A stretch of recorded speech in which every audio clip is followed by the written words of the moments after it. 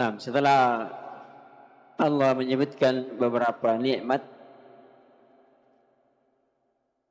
yang Allah berikan kepada manusia supaya manusia mensyukuri ya nikmat itu dengan ibadah hanya kepadanya. Kemudian Allah menceritakan kisah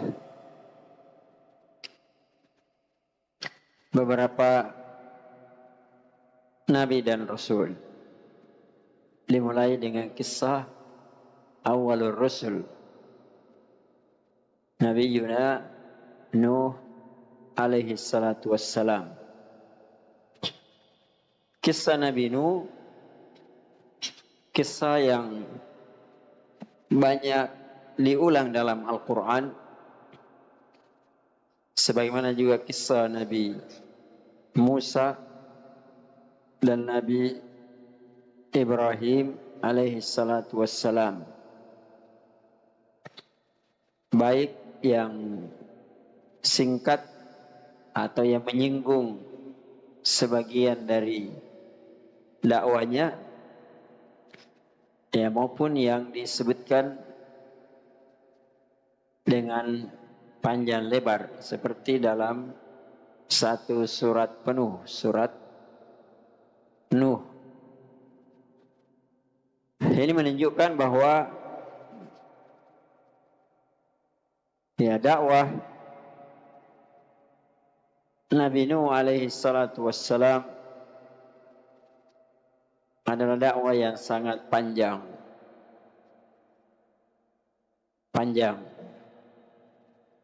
yang tidak mengenal lelah, jenuh, bosan, apalagi berhenti. Ya, itulah dakwah yang harus menjadi pelajaran penting ya, bagi setiap dai dimanapun dan kapanpun, bahwa dakwah itu adalah dakwah seumur hidup. Tidak boleh putus asa, tidak boleh jenuh, bosan, apalagi berhenti. Dengan berbagai macam cobaan, tantangan, perintangan yang dia hadapi. Ya, tetapi mereka tidak bergeser sedikit pun dari dakwahnya. Ya. Nah, kita lihat sebagian apa yang disebutkan dalam ayat ini dalam surat Al-Mu'minun. Qala Allah Azza wa Jalla, "Wa laqad arsalna Nuhan ila qaumih faqala ya qaum an i'budullaha ma lakum min ilahin ghairuh afala tattaqun." Dan sungguh kami telah mengutus Nuh alaihi salatu wassalam ila qaumihi, khusus kepada kaumnya. Ini yang membedakan dengan Nabi kita sallallahu alaihi wasallam. Nabi diutus ila an-nasi kaffah, kepada manusia seluruhnya, bukan kepada kaumnya orang Arab saja. Karena itu satu kekeliruan yang besar yang kadang disampaikan oleh sebagian manusia hari ini, ketika disampaikan agama Allah, tauhid, sunnah, syariat Islam, dia mengatakan itu untuk orang Arab, atau kamu ini ke Arab-Araban. Nah, itu kekeliruan yang besar. Karena agama ini bukan milik orang Arab saja. Walaupun memang diturunkan di Arab. Tapi agama ini untuk seluruh manusia. La fadla li Arabi alal a'jami illa taqwa. Tidak ada kelebihan orang Arab dibandingkan dengan Arab dengan yang bukan Arab kecuali takwa. Tidak ada, sama. Ya, karena itu sebagian kitab-kitab yang ditulis, sebagiannya ditulis oleh bukan orang Arab. Ya, bukan orang Arab.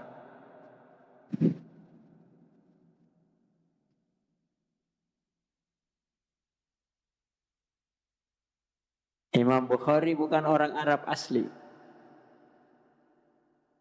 Ya. Jadi tidak ada perbedaan.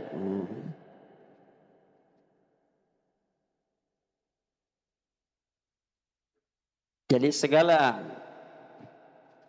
yang bernilai Islam ingin ditolak dengan alasan itu ke Arab-Araban. Ya, itu keliru yang besar.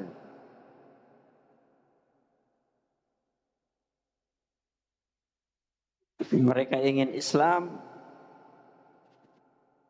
sesuai dengan tanah airnya. Berarti itu Islam bukan Islam yang universal.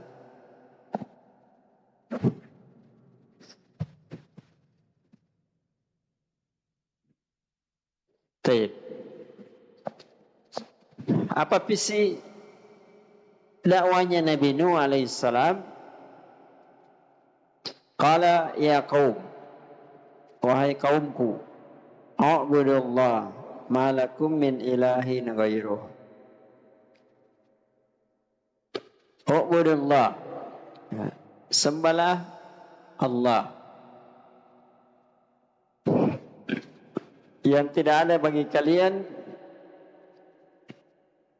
dari sesembahan yang benar ghairuh, selain Allah.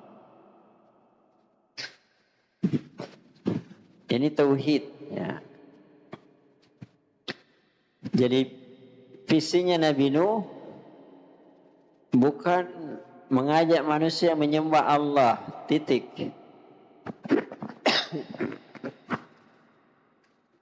Karena orang kalau hanya diajak menyembah kepada Allah, tidak akan ditolak oleh kaumnya. Sebagaimana Nabi juga tidak akan ditolak seandainya Nabi hanya mengajak orang Arab, khususnya kaumnya orang Quraisy, untuk menyembah kepada Allah. Karena mereka sudah lakukan dari dahulu. Tapi apa yang ditolak? Malakum min ilahin ghairuh. Sembahlah Allah, tidak ada sesembahan yang lain. Itu yang ditolak. Bukan menolak menyembah kepada Allah. Tapi yang ditolak, mereka tetap mau juga menyembah yang lain. Dan itulah hakikatnya kesyirikan. Jadi orang musyrik bukan orang yang tidak menyembah Allah. Menyembah Allah. Tapi juga menyembah selain Allah.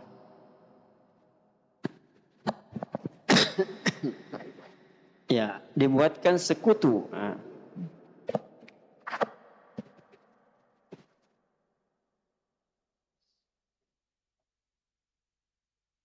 Jadi dikatakan A'budullah, ay akhlisu lahul ibadah.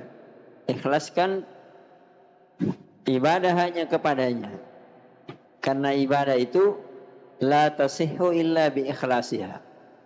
Ibadah tidak sah, tidak benar, tidak dianggap kecuali diikhlaskan. Yang diikhlaskan hanya kepada Allah.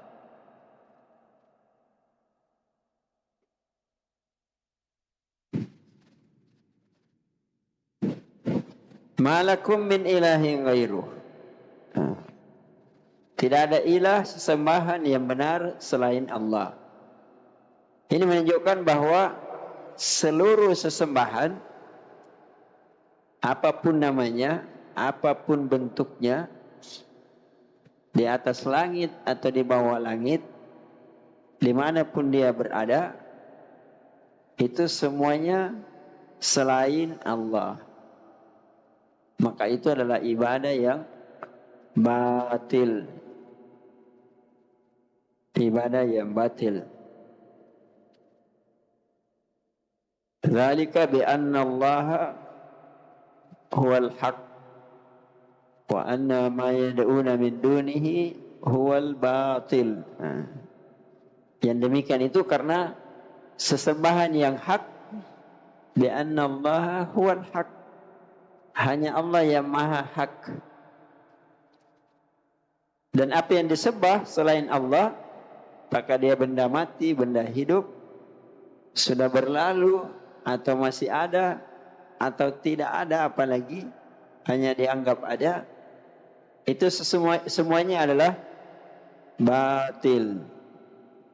Penyembahan yang tidak benar. Artinya batil itu tidak bisa dijadikan benar. Apapun alasannya, itu namanya batil.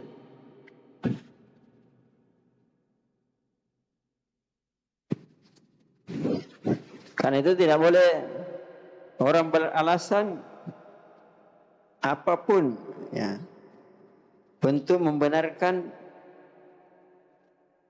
penyembahan kepada selain Allah. Karena dia adalah penyembahan yang batil.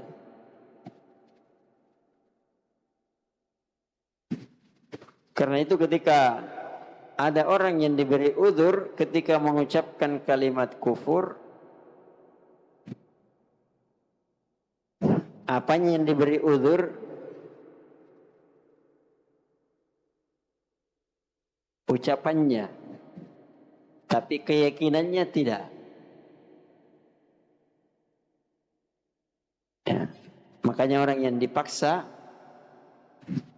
man ukriha bil kufur, siapa yang dipaksa kafir, musyrik, ya mungkin ucapannya seperti itu, tapi diberi uzur kalau wa qalbuhu mutmainnun bil iman, hatinya tetap meyakini, mengakui bahwa yang disembah itu yang benar hanya Allah saja, tidak sah yang lain. Nah,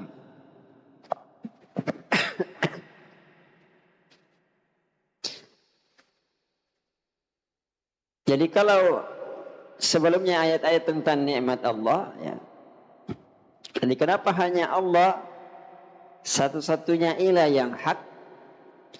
Karena yang menciptakan, yang mengatur, yang memiliki alam semesta juga hanya Allah.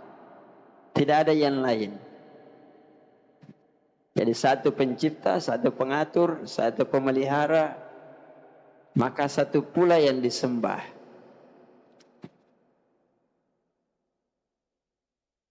Jadi kalau tauhid rububiyah satu, maka tauhid uluhiyah juga satu.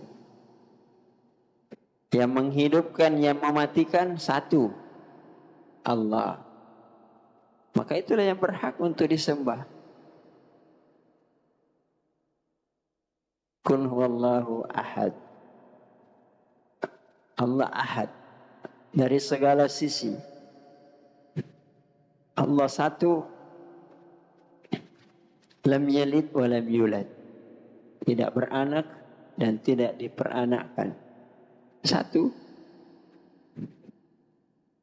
Kalau makhluk kadang anak tunggal, tapi ada ibu dan bapaknya. Berarti tunggal dari sisi anak, bukan tunggal dari sisi tidak ada bapak dan ibunya. Nabi Adam tunggal, tidak ada bapak dan ibunya, tapi ada anaknya. Ya kan? Berarti dia tidak tunggal dalam semua hal. Tapi Allah dikatakan ahad, karena Allah tunggal dalam segala hal. Makanya walam yakul lahu kufuwan ahad. Tidak ada yang serupa, sekupu, sebanding dengan Allah dalam segala hal. Baik. Afala tattaqun? Tidak kalian itu bertakwa. Artinya tidak kalian takut menyelisihi perintah Allah, melanggar perintah Allah. Ketika kalian menyembah berhala, menyembah patung, menyembah orang-orang yang saleh, atau apapun yang dia sembah, bersama dia menyembah, walaupun juga menyembah Allah, ya, maka itu menunjukkan mereka tidak bertakwa.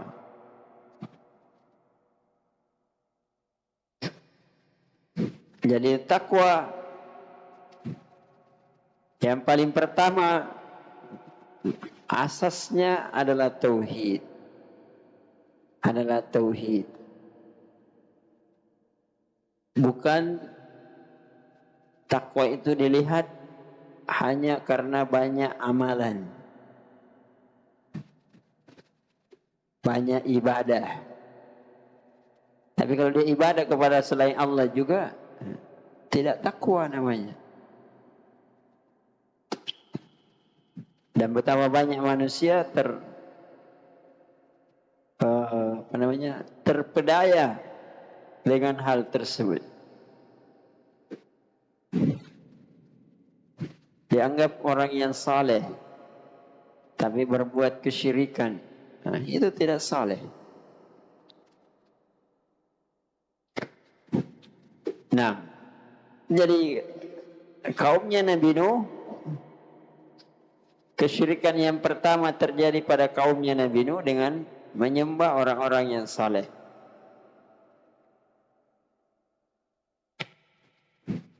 Dan inilah yang masih ada sampai hari ini. Banyak kesyirikan terjadi, kesyirikan kepada orang-orang yang saleh.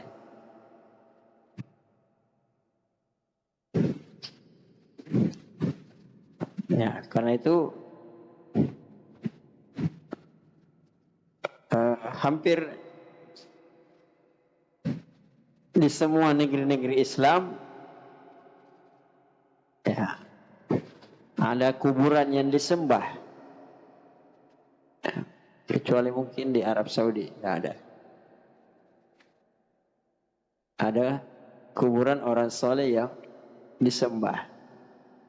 Orang datang berdoa, menyembelih, bernazar, meminta jodoh, meminta kesembuhan. Nah, kepada kuburannya orang-orang saleh. Sebagian tempat itu dipelihara, diperindah, percantik, sampai dijadikan wisata religi, ya, wisata kesyirikan.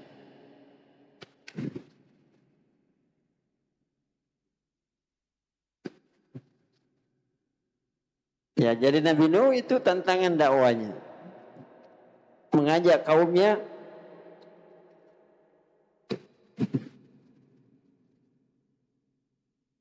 untuk menyembah hanya kepada Allah, siang dan malam, rahasia maupun terang-terangan.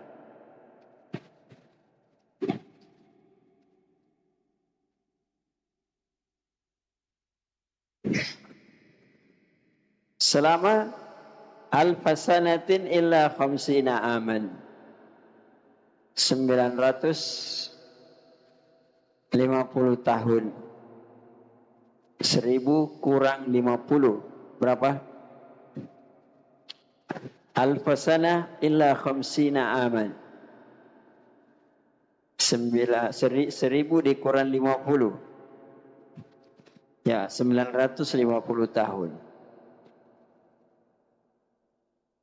Kira-kira lama atau tidak? Ya, lama sekali. Indonesia merdeka saja belum 80 tahun kan? Belum 80 tahun kita merdeka. Belum sampai 1 abad. Ini 9 abad setengah. Yang menjawab dakwanya sedikit. Walaupun riwayat berbeda-beda. Ada yang mengatakan paling banyak hanya 120 orang yang beriman. Jadi hampir 100 tahun, 1 abad, cuma 10 orang. Hah? 100 tahun. Jadi kalau kalian berdakwah di kampungnya 10 tahun, ada yang ada yang mengikut menyembah hanya kepada Allah, beribadah yang benar.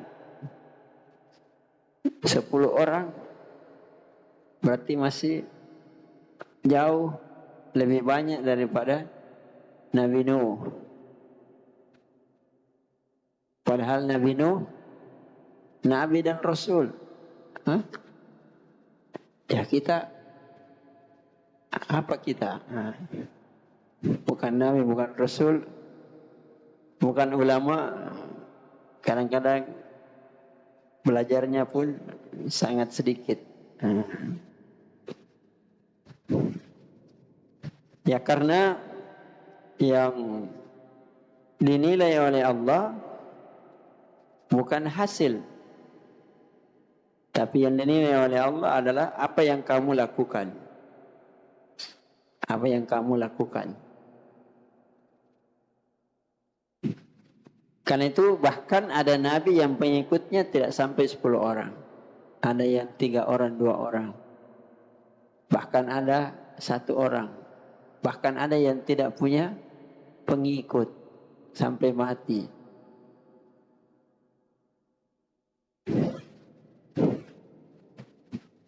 Ya. Jadi tidak boleh putus asa. Nah, kita lihat tapi kaumnya tidak juga sadar-sadar. Nah, tambah membangkang, tambah jauh. Maka perhatikan alasan-alasannya ya. Karena alasan ini akan berulang di mana-mana. Bentuknya bisa berbeda tapi isinya mirip-mirip. Faqala al-mala'u ma hadha illa basharun mithlukum.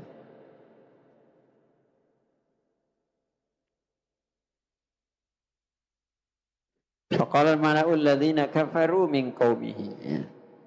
Berkata para pembesar, pemuka masyarakat, orang-orang yang punya kedudukan yang tinggi dalam masyarakat, yang kafir dari kaumnya. Apa alasannya tidak mau mengikuti Nabi Nuh alaihi salatu wassalam? Qala ma hadha illa basharun mithlukum.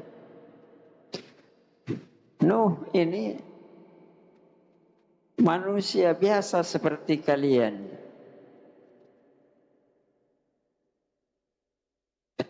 Jadi dia hanya mengatakan saya ini nabi, ya. Saya ini rasul, hanya satu tujuannya, ayyazida alaikum fadilah, yuridu ayyatafaddala alaikum. Nuh itu hanya ingin dia lebih utama daripada kalian. Maksudnya dia ingin Nabi Nuh itu mengatakan dirinya Nabi berdakwah hanya ingin berada di atas kalian. Paham maksudnya? Lebih utama, lebih baik, lebih ini daripada kalian. Artinya dia yang di atas, dia yang di depan, kalian yang ikut. Itu yang dia mau. Itu alasannya tidak mau mengikuti Nabi Nuh. Jadi mereka membuat opini, ya membuat, kalau sekarang dikatakan framing, bahwa Nabi Nuh itu mengatakan dirinya Nabi, hanya itu tujuannya, supaya dia yang lebih terhormat, lebih dianggap lebih utama, lebih baik, lebih segala macam lebih daripada kalian. Jadi mereka memberikan syubhat bahwa Nabi itu berdakwah supaya lebih dianggap daripada pembesar-pembesar itu. Ini kan pembesar. Pembesar itu kan selalu kedudukannya lebih di dalam masyarakat, lebih mulia, lebih diagungkan, lebih daripada masyarakat. Maka dia mengatakan kepada masyarakat, seakan-akan Nabi Nuh itu berdakwah ingin mengambil kedudukannya pembesar ini, ingin mengganti kedudukan para pembesar ini yang selama ini dihormati, diagungkan, dimuliakan di dalam masyarakat. Jadi dia seakan-akan menyebarkan opini kepada masyarakat, loh kami ini pembesar ingin diganti oleh Nabi Nuh. Maka apa jawabnya? Jadi perhatikan kalimatnya Nabi Nuh, diabadikan dalam Al-Quran.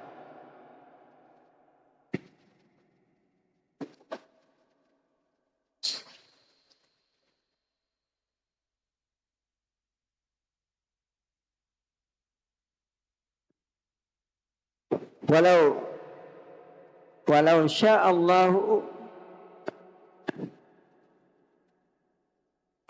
lain lagi ya. Jadi itu yang pertama. Sekarang apa jawabnya? Tidak disebutkan jawabannya di sini, di dalam ayat.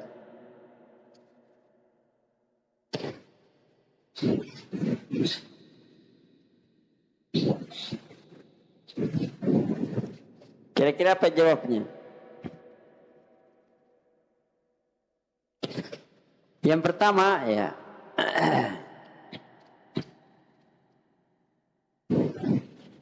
mereka sendiri sudah menyebutkan bahwa Nabi Nuh itu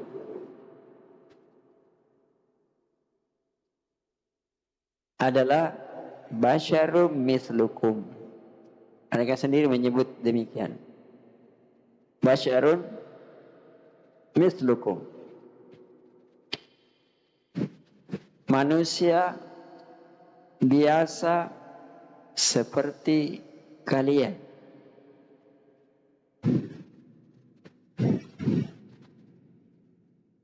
Berarti asalnya Nabi itu tidaklah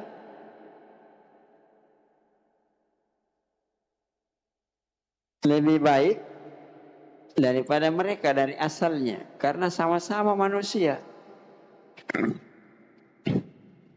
bukan malaikat, bukan yang lain-lain.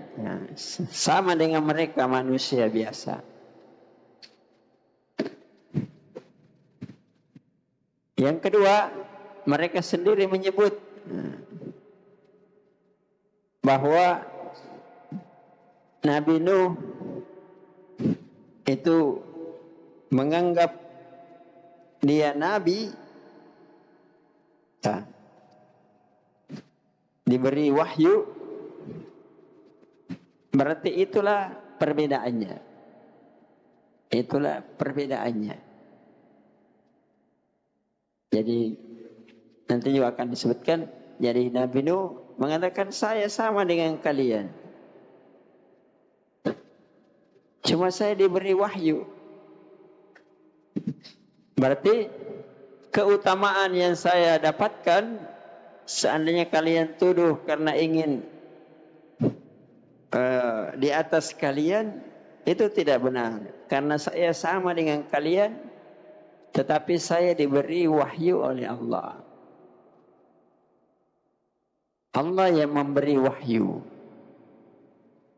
Dan wahyu itu diberikan oleh Allah kepadaku justru untuk saya sampaikan kepada kalian. Jadi kalau kalian tuduh saya mulia, justru saya bawakan wahyu supaya kalian juga mulia. Supaya kalian juga mulia. Karena saya diajarkan oleh wahyu itu untuk menyembah hanya kepada Allah. Sama-sama kita menyembah kepada Allah. Bukan menyembah saya. Bukan memuliakan saya. Tapi memuliakan yang memberi wahyu, Allah Subhanahu wa ta'ala. Ya. Nah, ini sudah masuk waktu ya. Kita tambahkan satu ya. Yang kedua,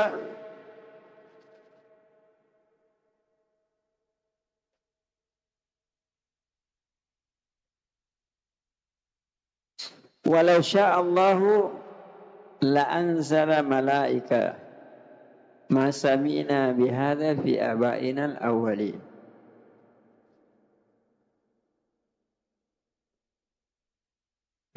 Jadi alasannya tidak mau ikut kepada Nabi Nuh, dia beralasan kenapa tidak diturunkan malaikat.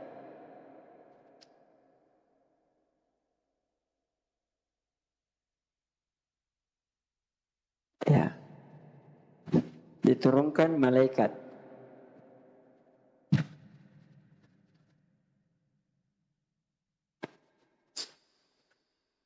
Padahal malaikat itu bukan jenis manusia.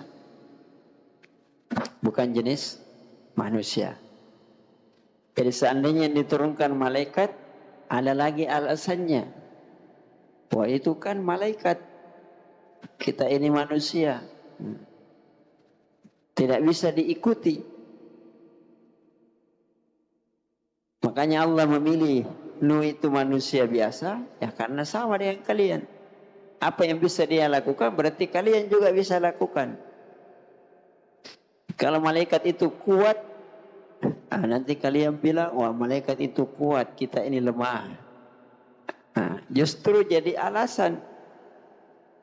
Jadi alasannya mereka bikin itu justru sebenarnya seandainya pun terjadi, justru menjadi alasan bagi mereka, bukan alasan untuk mengikuti. Alasan supaya nanti dijadikan alasan. Bukan karena ingin betul-betul mengikuti, tapi dijadikan alasan. Ya biasanya kan orang-orang yang tidak mau itu banyak alasannya. Misalnya, santri kenapa tidak belajar? Alasannya macam-macam kan? Bilang sakit. Setelah sembuh kenapa belum belajar? Ada lagi alasannya. Begini. Ditanya lagi kenapa begitu? Diikuti lagi alasannya. Ada lagi alasan yang lain. Berarti memang karena tidak mau belajar. bukan karena alasan itu menghalangi dia belajar. Ya.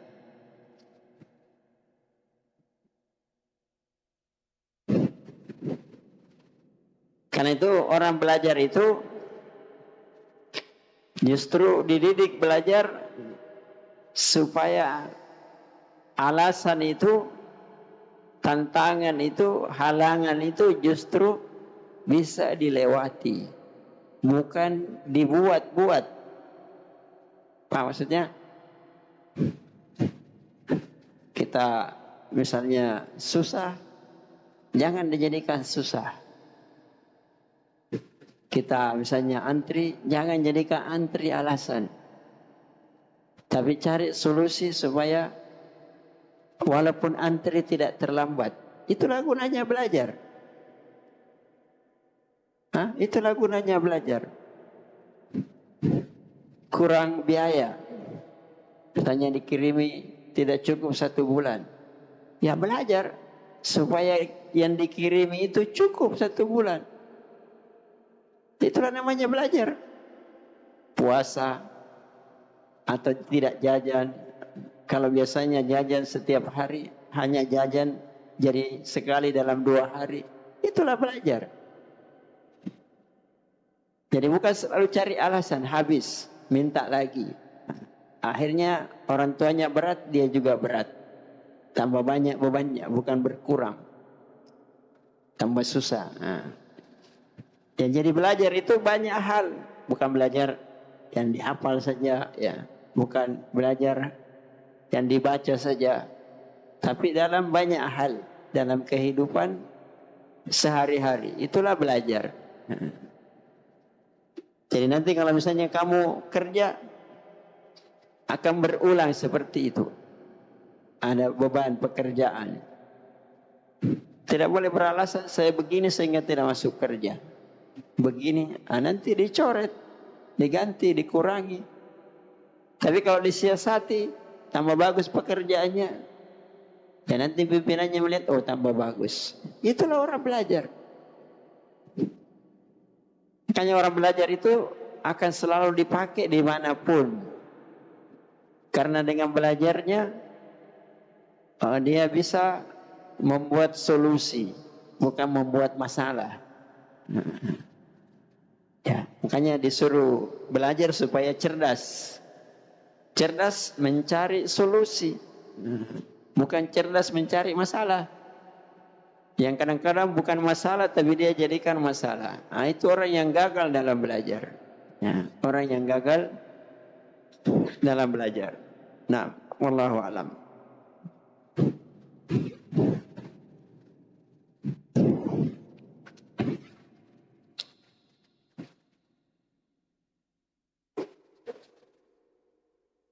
Apa hukum menawar-nawar dalam kemaksiatan? Apa maksudnya ini?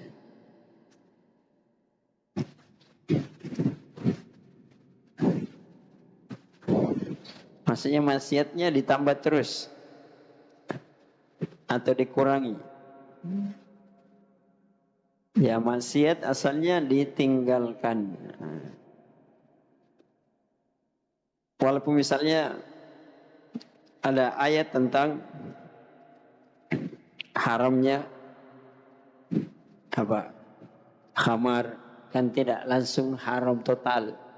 Itu yang kadang dipakai orang sebagai alasan. Sebenarnya itu tidak tepat, karena kondisi masyarakat dahulu seperti itu. Memang gaya hidupnya khamar itu seperti minuman air biasa. Kalau kita sudah tahu, jangan bilang, wah khamar ini tidak langsung haram. Kalau begitu, kalau saya minum 3 gelas, ya bulan depan 2 gelas saja. Ya enggak, karena sudah jelas hukumnya. Bukan juga hukumnya baru diproses lagi, tapi sudah jadi.